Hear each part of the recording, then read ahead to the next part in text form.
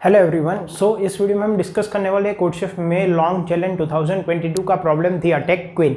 Also before moving on, make sure you like the video and subscribe to the channel for more such videos. As always, let's start by understanding the question. The attack queen. Chef has started developing interest in playing chess and was learning how the queen moves. ठीक है, क्या बोला गया है कि chef जो है वो चेस खेलना सीख रहा है and he was learning how the queen moves. Okay. Chef has an empty n cross n chessboard. He places a queen at x, y and wonders what are the number of cells that are under attack by the queen.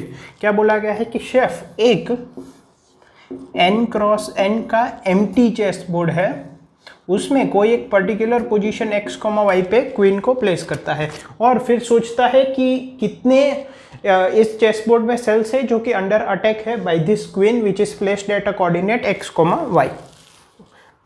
ठीक है, फिर नीचे कुछ 3 point note करके दिए गए हैं। पहले पॉइंट में बोला गया है कि ये जो चेस बोर्ड है उसमें इस कॉर्नर को लेफ्ट मोस्ट टॉप कॉर्नर है उसको 1,1 मानना है, इसको 1,n मानना है, ये n,1 मानना है और ये n,n. ठीक है, बेसिकली ये 1,1 है। इस तरह से रो काउंट इंक्रीज हो रहा है, मतलब x कोऑर्डिनेट आप मान लो और यहाँ पे y कोऑर्डिनेट।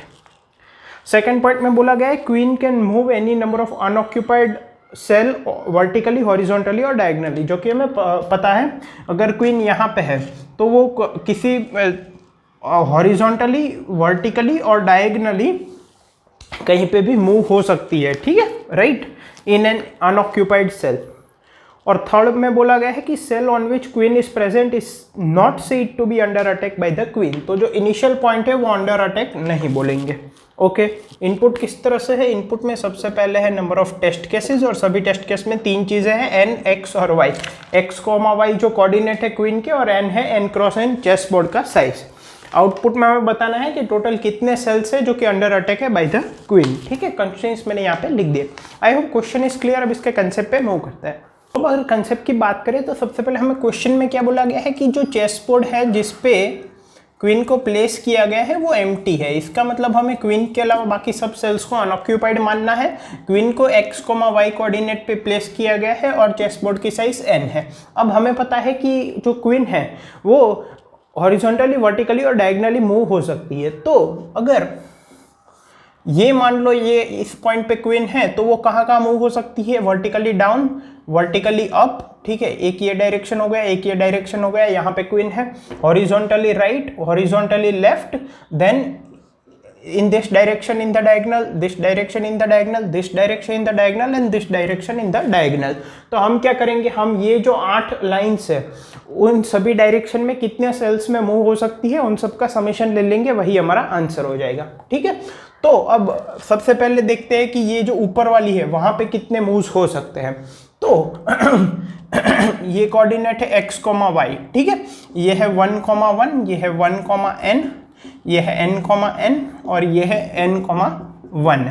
तो हम देख सकते हैं कि ऊपर की डायरेक्शन में ये जो x कोऑर्डिनेट है वो चेंज हो रहा है। यहाँ पे 1 है, यहाँ पे n है, तो ऊपर की डायरेक्शन में कितने सेल्स होंगे? x-1। तो सबसे पहला हो गया x-1। ठीक है, ये फर्स्ट हो गया। फिर नीचे की, मतलब ये हमारा हो गया। फिर नीचे की डायरेक्शन में ये n है, ये x है, तो यहाँ पे कितने होंगे? n-x।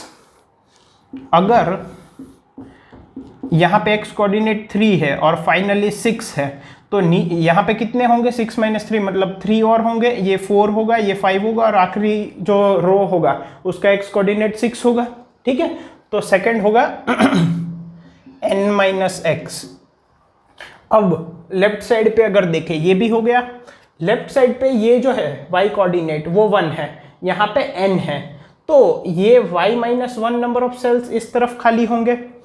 समझ रहे हैं आप? ये 1,1 है, ये x, y है और ये है 1,n।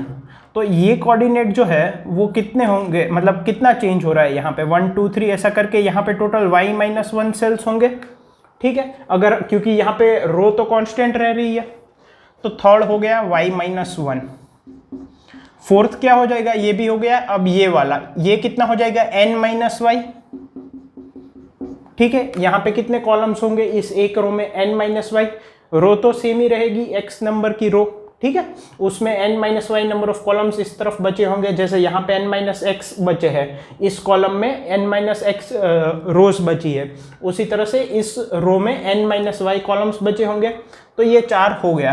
अब हमें डायगोनल वाले को निकालना है, ठीक है।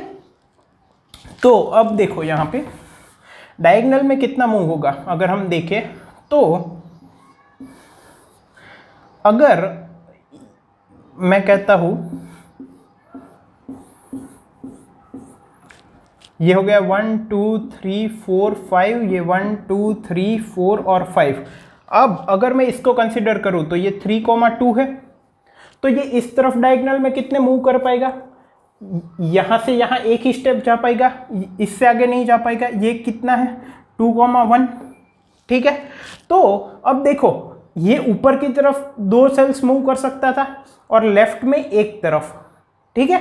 मतलब कि अगर हम इस डायगोनल की बात कर रहे हैं तो उसका एक वर्टिकल कंपोनेंट है, एक हॉरिजॉन्टल कंपोनेंट है। हॉरिजॉन्टल में वो क्योंकि हर एक बार जब हम इस तरफ मूव होंगे तो एक स्टेप ऊपर मूव होंगे, एक स्टेप लेफ्ट तरफ मूव होंगे। तो ऊपर और लेफ्ट में दोनों में से जिसमें कम नंबर ऑफ स्टेप्स होंगे वही हमारा आंसर हो जाएगा।